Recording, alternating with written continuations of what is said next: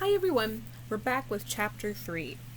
And here at the beginning, Jennifer finally knows his name, Ronald Cotton, and she wants as much information about him as possible. We also learn that there are two witnesses. One, it's one of the managers had called when they saw the composite sketched, and he believed it was a busboy who worked at a restaurant where Ron Cotton worked. The other witness saw Ronald Cotton riding his bike near her place that morning. We also learn a little bit of his rap sheet. He had gotten out of prison in February for breaking and entering, and when he was 16 years old, he'd served 18 months for breaking and entering with intent to commit rape. She was white, 14 years old. The police are calling him a scumbag to her. Then she gets in the mail from the hospital that screwed up her rape kit a bill. And she takes it to Sadie, and Sadie's like, no, you're not supposed to have seen this. The state takes care of that. So again, it's all brought back up for her. So then we have a hearing, and it's a preliminary hearing to look at everything.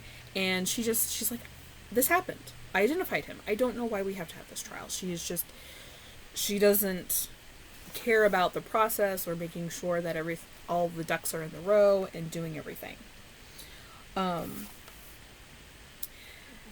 then she ends up meeting the assistant district attorney for this case, James Robertson, who we end up calling Jim. She trusted him because of the way he looked. Okay? She based that on the way he looked. But there was pressure on it. He says, and this is on page 46, we've got an excellent case, but I think you know the second victim didn't pick Ronald Cotton at the lineup, so we're not going to try her case. But we can get him on yours if you take the stand and tell the judge what happened to you. So again, it's not just her, it's the two of them. There's two victims. But now, there's no case. They're not going to take him to trial for the second victim's case. It's just on her now. So there's more pressure. Even though there was more before, here's more pressure on her. And the other victim, they say, is very fragile. She cried easily and simply wouldn't be able to help. And again, this all goes back to how each victim responds differently. And that doesn't mean that one is better than the other or there's guilt shown. It's just that's how we are as humans. So for her, there was no choice. She either testified or he'd go free. So this was the most important test for her, she said. And we find out that the other victim's name is Mary Reynolds. And she's very different. She's sort of her mom, Jennifer's mom's age. She's in her 40s. And so we're used to seeing like serial killers have a type of victim that they would always go for. So here, two very different women. So she's like, why us? And the other difference was that Mary had physical bruises on her. She had marks on her body to show what she had been through. And again, Jennifer didn't have that. And you can see how for Jennifer, people didn't seem to believe or care as much because they didn't see those wounds. And then at the hearing, she had to testify. And she felt emboldened by that. She said, my rapist knife didn't give him any power in here. And so his bond went up from $150,000 to $450,000. And then the charges, there was a charge of first-degree rape, first-degree breaking and entering, and first-degree sexual assault. And so now it's October. So that her rape took place at the end of July. Now it's October. Her brother has come back from Europe on his trip. And she was staying at his place, and now he says, well, it's time for you to move on and get out. I mean, how do you treat someone like that? You haven't seen your sister in months. You come back, find out she was raped, and then you just kick her out? I mean, seriously. So she finds an apartment. It comes with 2 bedrooms, and the bedrooms are upstairs. So she's not on a ground floor anymore, and she thinks that she'll be safer that way.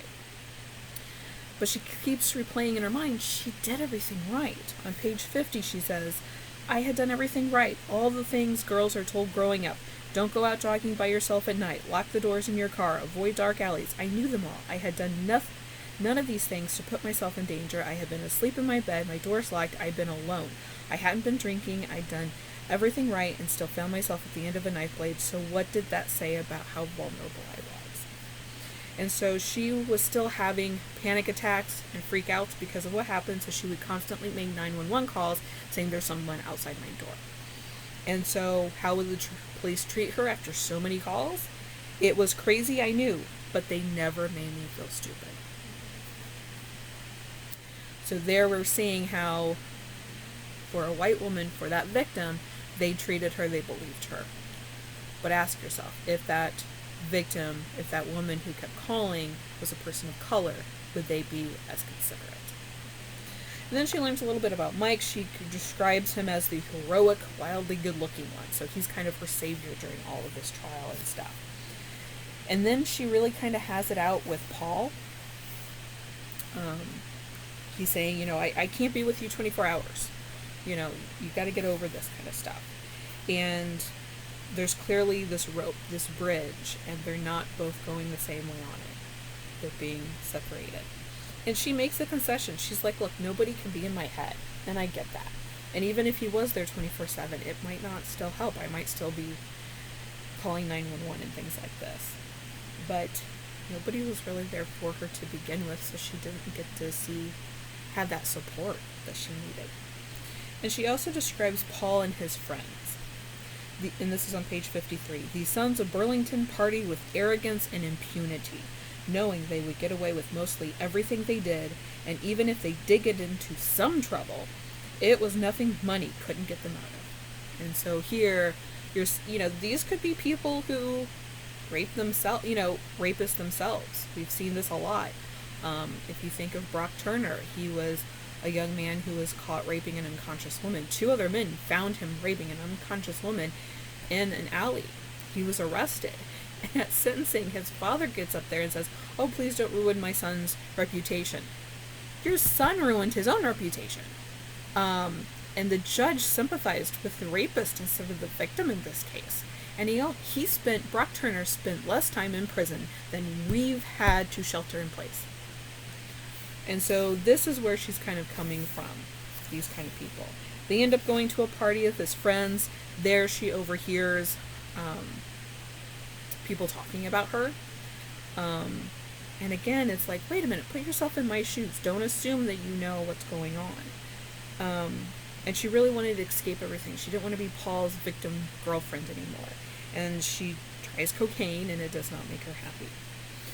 Ronald Cotton, he does plead not guilty, and the trial is set for January. And she goes home on the holidays in December. Nobody talks about the upcoming trial. And then in her room, her mother has kept these news clippings about a murder of Deborah Sykes. And so if you remember, she mentioned Deborah Sykes, who was a woman who was raped and assaulted, and she died because she fought back.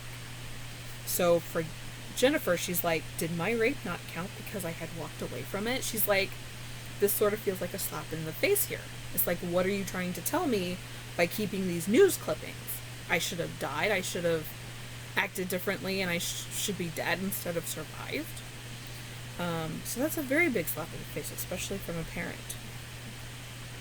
She was told to not freak out if she saw the prosecutor and the defense attorney talking, because that's how the whole system works.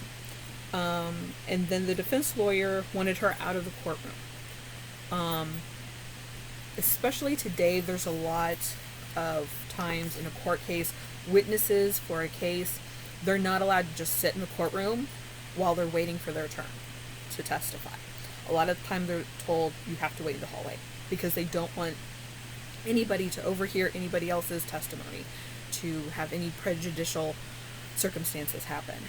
But for her, the DA, the prosecutor, wants her in the room so that the jury can see the victim at all times. So that's up in question as well. And so that is where we end with Chapter 3. Chapter 3, I don't have any additional videos or articles for you to read up on Cobra, so we'll just move on to the video for Chapter 4.